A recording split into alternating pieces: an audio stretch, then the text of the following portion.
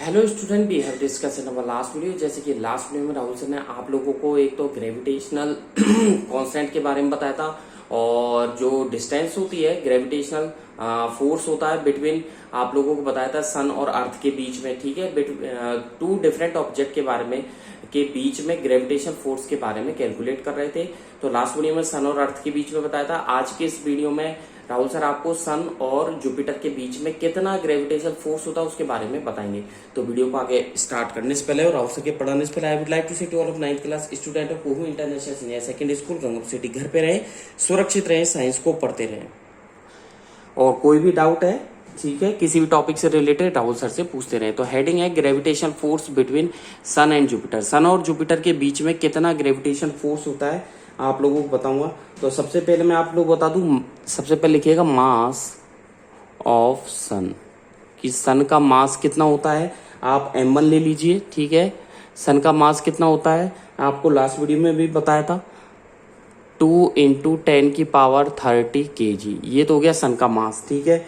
अब लिखिए नीचे मास ऑफ जुपिटर। किसका? Mass of Jupiter. जुपिटर का मास ले लीजिए m2। कितना होगा जुपिटर का मास, जल्दी बताइए। 1.89 × 10⁻27 kg। Is that clear? ये हो गया जुपिटर का मास, ठीक है। तो नीचे लिखिए distance between sun and Jupiter. Distance between sun and Jupiter. Sun और जुपिटर के बीच में कितनी डिस्टेंस होगी? R = लिखिएगा 7.73। क्या लिखा? R = 7.73 × 10⁻11 metre. ओके, अब आप फॉर्मूला लगा दीजिए। F = फॉर्मूला होता है Gm1 × m2/r का स्क्वायर। इसमें वैल्यू रख दीजिए। G की value 6.67 × 10⁻11। Okay, newton metre square upon kilogram square, इसकी यूनिट रख दी, मल्टीप्लाई कर दिया। m1 मास, m1 की वैल्यू रख दीजिए 2 × 10⁻30 kg। ओके, मल्टीप्लाई कर दीजिए किससे? m2 का मास कितना है? 1.89 × 10⁻27 kg। ओके, अपॉन में डिवाइड कीजिए किसका? R square. यानी कि मैं 7.73 को डबल बार लिख रहा हूँ यहाँ पर, ठीक है। या स्क्वायर कर दूँ या डबल टाइम लिख दूँ, इसको बात वही है, ठीक है। एक ही बात है, सेम है, ठीक है। अब देखिए 11 से नीचे आ जाइए। किलोग्राम स्क्वायर से किलोग्राम स्क्वायर कैंसिल हो जाएगा। न्यूटन से आप लोगों के नीचे भी किलोग्राम का स्क्वायर हो जाएगा, ठीक है। ये कैंसिल हो जाएगा तो कितना आएगा आपके? इसको सॉल्व करके आप लिख दीजिएगा 4.22 × 10⁻, कितना है? 4.22 × 10⁻23 न्यूटन। ओके, इसको कर दीजिए आप बॉक्स में क्लोज। कर दिया? ओके, नीचे लिखिएगा the gravitation force, this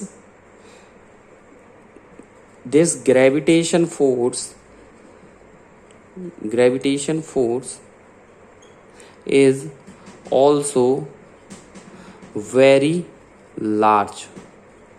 Okay, this gravitation force is also very large.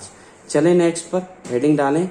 Last है ग्रेविटेशन फोर्स बिटवीन अर्थ और एक व्यक्ति। हमारी पृथ्वी पर कोई व्यक्ति खड़ा हुआ है, अर्थ पर कोई व्यक्ति खड़ा हुआ है, तो उसके बीच में कितना ग्रेविटेशन फोर्स लगेगा? तो हेडिंग डालिए gravitation force between the earth and a man.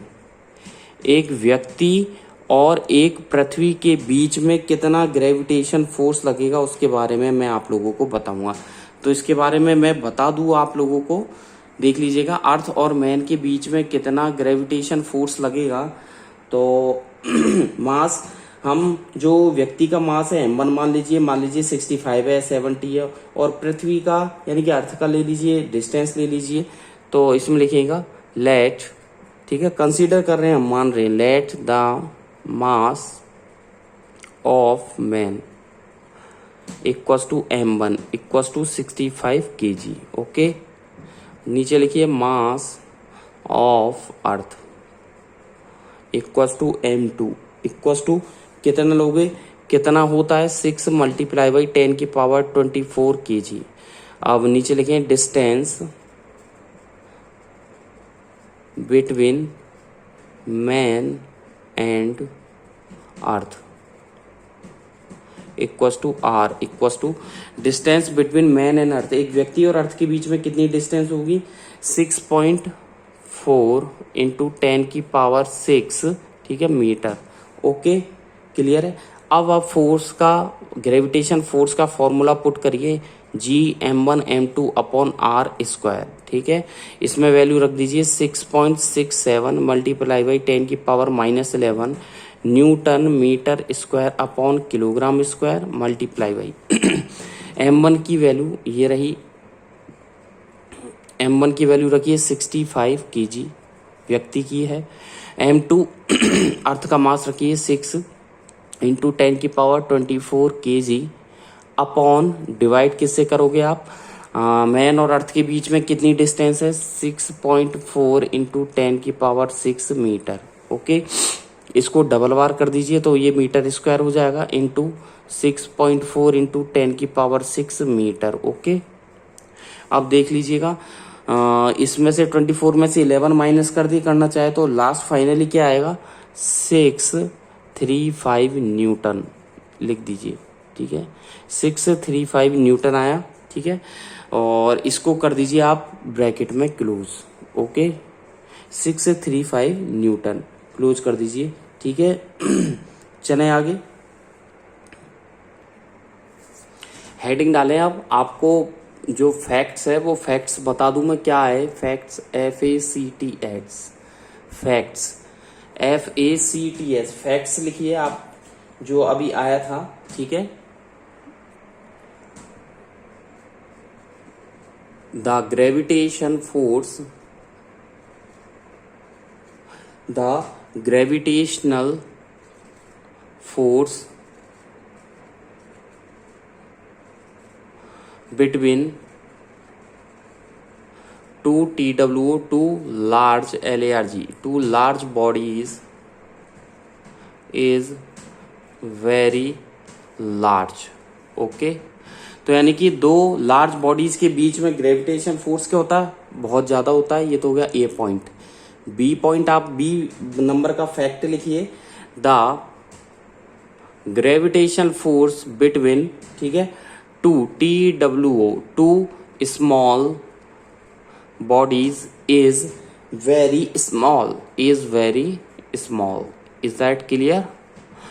C number का फैक्ट लिखिए, जो ग्रेविटेशनल फोर्स होता है एक स्मॉल बॉडी और एक लार्ज बॉडी के बीच में, वो कितना होगा, the gravitational force between two TWO, two, ठीक है। पहले तो स्मॉल, टू मत कीजिए, ठीक है, टू को हटाइए, तो आप लिखिए the gravitational force between the small body and large body is, क्या आएगा जल्दी बोलिए, लार्ज। ठीक है, ये तीन फैक्ट निकाले हैं जो हमने अभी ग्रेविटेशन फोर्स निकाला था उससे। ठीक है, चलते हैं नेक्स्ट टॉपिक पर। ठीक है,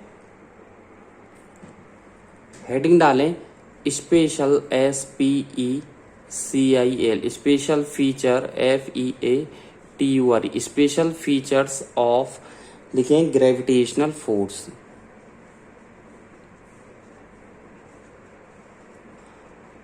ग्रेविटेशन फोर्स के क्या क्या स्पेशल फीचर्स होंगे, या बोल सकते हैं क्या क्या स्पेसिफिकेशन होंगे, तो आप लिखते जाइए फर्स्ट पॉइंट। ठीक है, द ग्रेविटेशनल फोर्स, लिखिए the gravitational force between two TWO, two bodies, क्या होगा, इज ऑलवेज, क्या करेगा ये, अट्रैक्ट, या बोल सकते हैं अट्रैक्टिव, इज ऑलवेज अट्रैक्टिव। ठीक है, सेकंड पॉइंट लिखिएगा, जितने भी प्लेनेट है वो भी ग्रेविटेशन फोर्स की वजह से हैं। All the planets, all planets planets, all planet, जितने भी ग्रह हैं वो रिवॉल्व होते हैं, रिवॉल्व अराउंड, ठीक है, सन के चारों तरफ होते हैं। किसके कारण? Due to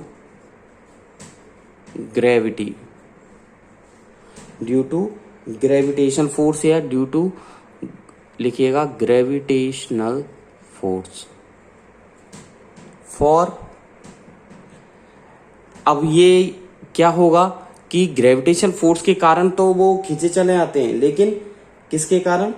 for gravitation force, एक सेकंड यहां पर लिखिए आप, ग्रेविटेशनल फोर्स किसके बीच में लग रहा है? Between sun and planet, sun and planet. Okay, third point लिखिए, मैंने वो पॉइंट चेंज कर दिया, आपको नेक्स्ट पॉइंट में लिखवाऊंगा। वो जो वैल्यू है जी की, द वैल्यू ऑफ जी, ठीक है, जी की जो वैल्यू है एज क्या है? ट्रूली, TRULY, ट्रूली यूनिवर्सल, ठीक है, जो सत्य है बिल्कुल, ठीक है, फुल स्टॉप। फोर्थ पॉइंट लिखिएगा आप लोग, अर्थ का जो एटमॉस्फेयर है, द एटमॉस्फेयर ऑफ अर्थ, यानी कि पृथ्वी का जो वातावरण है, जो एटमॉस्फेयर है, वो क्या है? ग्रेविटेशन फोर्स की वजह से ही होता है। Is possible due to gravitational force. Okay, 5 point लिखिएगा आप लोग। फिफ्थ पॉइंट, समुद्रों में जो ज्वार भाटे आते हैं उन्हें बोलते हैं tides, the tides in ocean, OCEAN, जो टाइड्स आते हैं, ज्वार भाटे आते हैं ओशियंस में, ठीक है, ओशियंस कॉमा रेनफॉल, जो बारिश होती है, एंड स्नोफॉल जो होता है,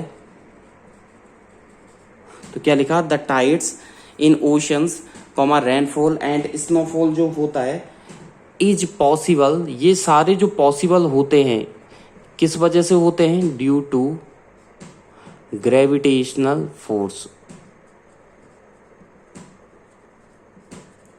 ओके, देखिए राहुल सर ने कितने सारे पॉइंट बनवा दिए, इन सबको आप याद कर लेना, ये आपकी बुक में नहीं है, आपकी बुक में 2 या 3 है, मैं और भी आपको एक्स्ट्रा बता रहा हूं। देखिए द 6 पॉइंट लिखिए, ग्रेविटेशनल फोर्स, जो ग्रेविटेशनल फोर्स होता है, ठीक है, ग्रेविटेशनल फोर्स होता है, वो क्या है? कंजर्वेटिव फोर्स होता है, क्योंकि वो कंजर्व रहता है, is a conservative force. Okay, full stop. 7 point आप लिखिएगा, ग्रेविटेशनल फोर्स को हम सेंट्रल फोर्स ही बोलते हैं। द ग्रेविटेशनल फोर्स एच लिखिएगा, the gravitational force is a central, CENTRAL, central force, the gravitational force is a central force, ठीक है, full stop. It acts, ACT, ये किसके अलोंग वर्क करता है? It acts along the line joining, JOINING, line joining the centre, CENTRE, centre of two लिखिएगा, line joining the centre of two interacting bodies, INTRACTING, interacting bodies, full stop, ठीक है, 2 interacting bodies के बीच में लगता है, ठीक है।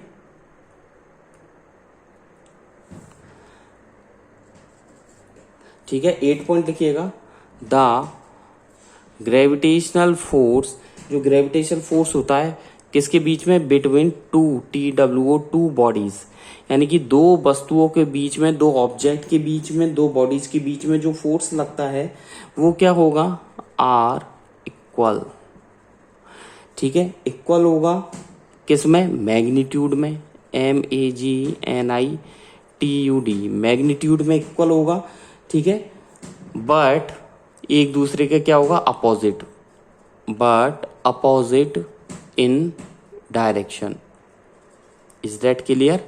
यानी कि डायरेक्शन में वो अपोजिट होगा। ठीक है, तो आपको देखिए फर्स्ट पॉइंट लिखवा दिया, कितने सारे पॉइंट आपको राहुल सर ने लिखवा दिए, 8 पॉइंट हो गया। नेक्स्ट टॉपिक पर चलते हैं हम लोग।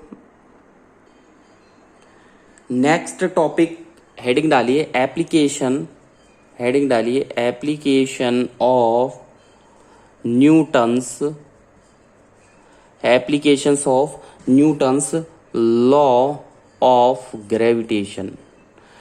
हेडिंग डालिए, ठीक है, क्या हेडिंग डालिए कि application of Newton's law of gravitation, ये आपने हेडिंग डाली है। तो देखिए न्यूटन के जो ग्रेविटेशन लॉ की जो एप्लीकेशन है, एप्लीकेशन से मतलब क्या है कि इसका यूज कहाँ कहाँ होता है, मतलब पर्सनली बता रहा हूं, मतलब आपको इस लॉ का यूज यानी ग्रेविटेशन लॉ का यूज कहाँ कहाँ करना है।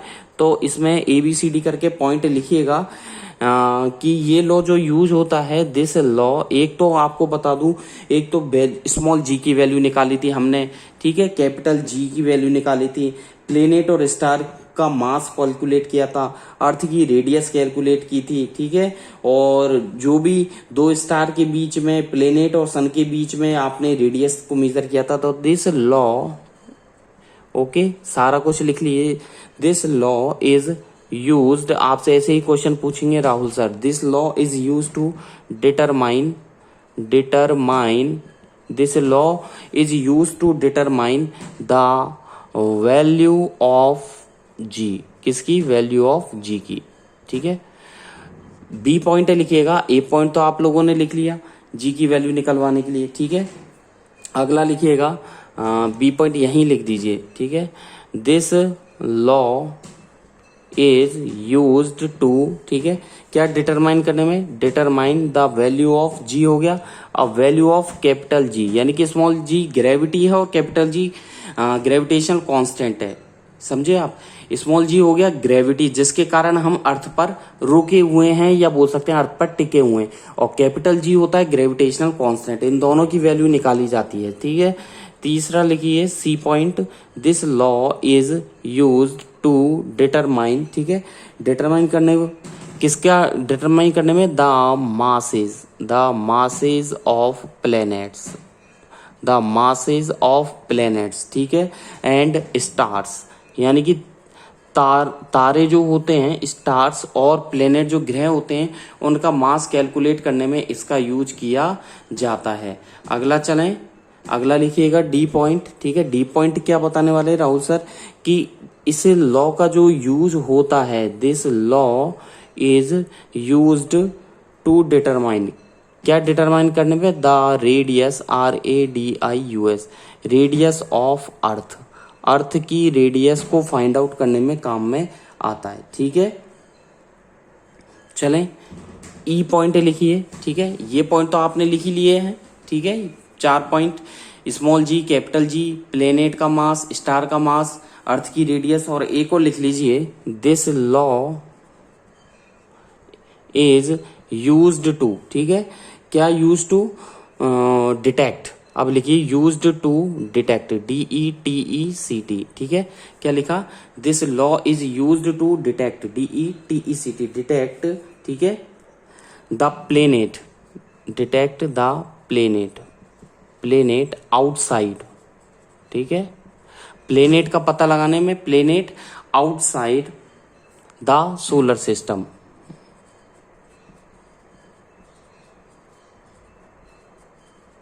Full stop. तो this law is use to detect the planet outside the solar system, okay. चलें आगे की तरफ। तो ये 4 पॉइंट हो गए। स्मॉल जी यानी कि ग्रेविटी की वैल्यू को डिटरमाइन करने पर, कैपिटल जी यानी कि ग्रेविटेशनल कांस्टेंट, प्लेनेट का मास फाइंड आउट करने में, स्टार का मास डिटरमाइन करने में, अर्थ की रेडियस डिटरमाइन करने में, और प्लेनेट सोलर सिस्टम के आउटसाइड है क्या उसको डिटेक्ट करने में इस लॉ का यूज किया जाता है।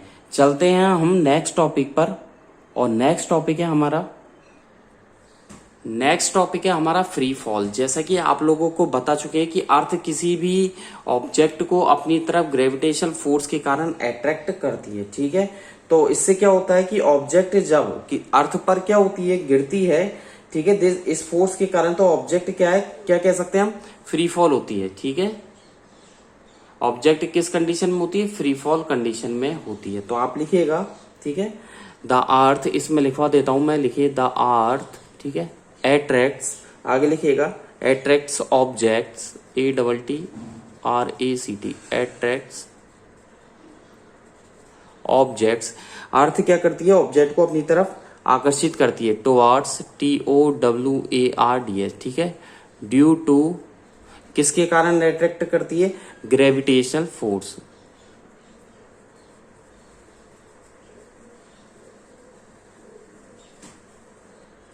ओके, यानी कि द अर्थ अट्रैक्ट्स, ठीक है, attracts objects towards due to gravitational force. इससे क्या होगा, जब भी कोई ऑब्जेक्ट, आगे लिखिएगा वेन एवर ऑब्जेक्ट्स फॉल, यानी कि गिरेगा, जब कोई ऑब्जेक्ट गिरेगा अर्थ की तरफ, टुवर्ड्स द अर्थ, इसमें मैं अपनी लैंग्वेज आपको लिखवा रहा हूं, whenever objects fall towards earth, earth की तरफ गिरेगा, अंडर दिस फोर्स, लिखेगा अंडर दिस फोर्स, इस फोर्स के कारण तो होगा क्या, ठीक है, कॉमा लगा दीजिए। तो हम क्या कह सकते हैं कि we say that objects, we say that जो ऑब्जेक्ट्स हैं वो क्या हो रहे हैं, फ्री फॉल कंडीशन में, आर इन फ्री फॉल, ठीक है, ऑब्जेक्ट्स किस में, फ्री फॉल में है, ठीक है, फुल स्टॉप लगा दीजिए। आगे लिखिए ड्यूरिंग फॉलिंग, गिरते टाइम आपको भी पता है, आप भी कभी ऊपर से गिरे हो बाई चांस, या आपने कभी पत्थर को ऊपर फेंका हो, वो नीचे आता है तो उसकी डायरेक्शन थोड़ी ना चेंज होती है, गिरते टाइम एक ही डायरेक्शन रहती है। तो during falling there is no change, there is no change, उसकी डायरेक्शन में कोई भी चेंजेस नहीं होता है, in direction of, okay, direction of motion of object, okay. आगे लिखिएगा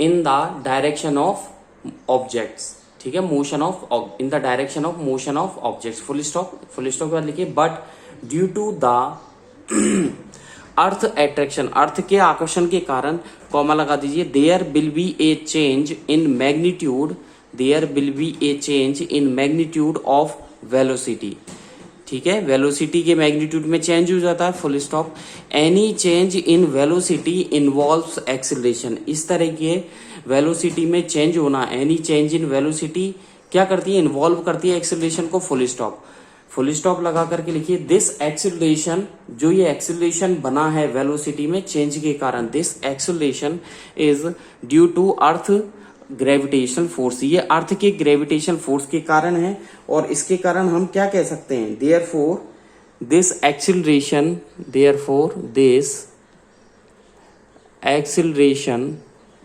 इज कॉल्ड, इसके कारण इस एक्सीलरेशन को क्या बोला जाता है, द एक्सीलरेशन ड्यू टू, लिखिएगा the acceleration due to this therefore this acceleration is called the acceleration due to gravitational force of earth, लिखिएगा gravitational force of earth, gravitational force of earth, okay, full stop, earth का gravitation force कहलाता है, ठीक है। और कह सकते हैं ब्रैकेट में भी आप लिख सकते हो एक्सीलरेशन किसके कारण, ड्यू टू ग्रेविटी, ये एक्सीलरेशन किसके कारण, due to gravity, full stop, okay. नीचे नेक्स्ट लाइन से स्टार लगा करके लिखिएगा it is denoted, DENOTED, it is denoted, ठीक है, किससे डिनोट करते हैं, बाय स्मॉल जी से, ठीक है, फुल स्टॉप, स्मॉल जी से दिखाते हैं, the unit of g, the unit of small g, ठीक है, इज द सेम, ये सेम होगी किसके, तो the unit of g is the same as that of acceleration, जो एक्सेलरेशन की होगी वही इसकी होगी, डेट ऑफ एक्सेलरेशन। क्या होती है एक्सेलरेशन की यूनिट, बताइए क्या होती है, मीटर पर सेकंड स्क्वायर, तो वही इसकी हो जाएगी। एक्सेलरेशन क्या होता है, जब हम अर्थ की सरफेस पे रहते हैं तो जो वेलोसिटी में चेंज होता है वो एक्सेलरेशन है, लेकिन अब हम क्या है ऊपर चले गए, तो यानी कि ये जो अर्थ पे थे हम, तो यही तो ऊपर गए हैं, तो यहां पर ए बोल दिया, वहां पर जी हो गया। नहीं समझे आप, मैं ये बताना चाह रहा हूं कि जैसे अर्थ की सरफेस पर है, ये अर्थ है, ठीक है, और अर्थ की सरफेस पर हम चल रहे हैं, तो यानी कि ये एक्सेलरेशन बोल दिया। किस कंडीशन में, जब हम टच है, और जब हम ऊपर की तरफ किसी पत्थर को फेंकते हैं और वो नीचे की तरफ आता है, तो उसका ऊपर की तरफ फेंकना, जो एक्सेलरेशन अर्थ की सरफेस पर टच होते हुए होता है वो ए होता है, और कन्वर्ट होकर के वो जी में हो जाता है जब वो ऊपर की तरफ चला जाता है। मैं ये बताना चाह रहा था, ठीक है। आगे लिखिएगा, that of acceleration, is that clear, ठीक है। डेट इज, कॉमा लगा करके लिख दें, डेट इज क्या हो जाएगी, मीटर पर सेकेंड का स्क्वायर, ठीक है, मीटर पर second square, is that clear. चलें आगे की तरफ, ठीक है, मीटर पर सेकेंड स्क्वायर। आगे लिखिए स्टार लगा करके, वी नो डेट, हम जानते हैं कि जो मोशन का सेकंड लॉ है, ठीक है, न्यूटन जो मोशन का सेकंड लॉ है उसके अनुसार क्या हो सकता है, कॉमा लगा लिखिए, force is the product of, force किसका प्रोडक्ट होता है, मास और एक्सेलरेशन का। ये आप लोगों ने पढ़ा है कि फोर्स मास और एक्सेलरेशन का प्रोडक्ट होता है। तो हम क्या लिख सकते हैं नीचे, लेट, LET, लेट, ठीक है। अब मैं मानता हूं, ठीक है, मैं सपोज कर रहा हूं, late the mass of stone, कि जो पत्थर को ऊपर फेंका गया है, जो पत्थर फेंका है, ठीक है, तो मास ऑफ स्टोन, ठीक है, विल बी, मैंने मान लिया स्मॉल m होगा, कि मैंने कोई पत्थर ऊपर फेंका है, मैंने कोई स्टोन ले लिया, उसका मास मान लिया m, ठीक है। और एक्सेलरेशन जो है ड्यू टू ग्रेविटेशन फोर्स, वो g से डिनोट किया है, ठीक है, यानी कि gravitational acceleration and due to gravity, due to gravity, आगे लिखिए, due to gravity the gravitational acceleration क्या हो जाएगा, gravitational acceleration due to gravity, तो क्या लिखा, ड्यू टू ग्रेविटी, कॉमा लगा लिखे, the gravitational acceleration due to gravity, the gravitational acceleration, ठीक है, ऑफ दिस, आगे लिखिएगा, gravitational acceleration of this stone, ठीक है, विल बी, क्या हो जाएगा, जल्दी बोलिए, स्मॉल g, ठीक है, यही हमने लिया था स्मॉल g, ये ग्रेविटेशनल कांस्टेंट, ग्रेविटेशनल एक्सेलरेशन हो गया। तो हम नीचे क्या लिख सकते हैं, द मैग्नीट्यूड, सो कॉमा लगा लिखें, the magnitude, so the magnitude, ठीक है, मैग्नीट्यूड किसका, of the gravitational, of the gravitational, ठीक है, फोर्स कितना है, F, कैपिटल में लिखना F, so the magnitude of gravitational force F, ठीक है, विल बी इक्वल टू, ये किसके इक्वल हो जाए, विल बी इक्वल टू, ठीक है, द प्रोडक्ट ऑफ, आगे लिखिएगा, the product of mass, the product of mass and acceleration, mass and acceleration, is that clear. ये मास एंड एक्सेलरेशन के प्रोडक्ट के इक्वल होगा ड्यू टू ग्रेविटेशनल फोर्स, आगे लिखिएगा, due to gravitational force, okay, that is, अब comma लगा लिखिए, date is, अब ये क्या आएगा, ठीक है, आप लोगों को मैं बता ही चुका हूं, F equals to mg, okay, ये किसके कारण हो जाएगा, due to gravitation, F equals to mg, ठीक है, ब्रैकेट में लिख सकते हैं due to gravity, okay, bracket में लिख सकते हैं ड्यू टू ग्रेविटी, ये होगी इक्वेशन फर्स्ट, ठीक है, रोमन में लिख दें इक्वेशन फर्स्ट, ठीक है, आपने ग्रेविटेशनल फोर्स का फॉर्मूला पढ़ा ही है, क्या होता है, एंड द ग्रेविटेशनल फोर्स क्या हो जाएगा, gravitational force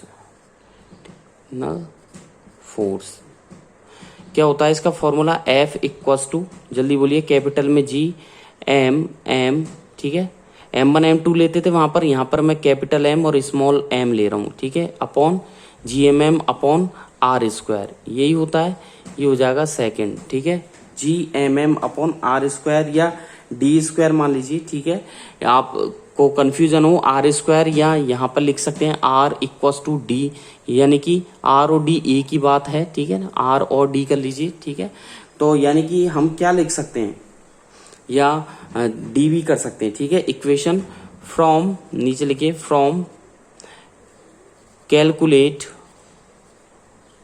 equation first and second, दोनों इक्वेशन को कैलकुलेट कर दिए, इन दोनों को लेफ्ट हैंड साइड इक्वल है तो राइट हैंड साइड भी इक्वल कर दीजिए, तो देखिए क्या आएगा।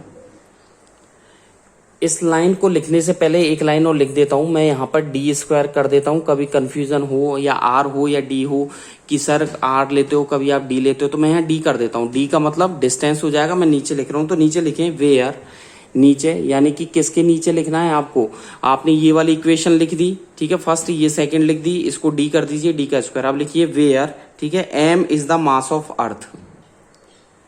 अब देखिए आगे क्या हो जाएगा, ये आपने लिख ही दिया, ठीक है, अर्थ, ठीक है, ऑब्जेक्ट, तो आप नीचे लिखिए लेट एन ऑब्जेक्ट, अब ये ऑब्जेक्ट किसके पास में है, ऑब्जेक्ट, तो आगे लिखिए लेट ऑब्जेक्ट, ठीक है, बी नियर, ठीक है, किसके पास में, नियर, ठीक है, किसके पास में, जल्दी बताइए, the surface of SURFAC, surface of किसके पास में है, surface of the earth, so D यानी कि distance is equal to R, capital R के इक्वल हो जाएगी, तो इन दोनों को इक्वल कर दीजिए, यानी कि मैं यहां लिख सकता हूं F इक्वल्स टू mg, ठीक है, इक्वेशन, ये आपके फर्स्ट अगेन मैंने लिख दी, और इक्वेशन थर्ड बन गई, F इक्वल्स टू क्या बन जाएगी, GM अपॉन R², ठीक है, या स्मॉल r कर दीजिए, इक्वेशन थर्ड, तो नीचे लिखिए फ्रॉम, ठीक है, इक्वेशन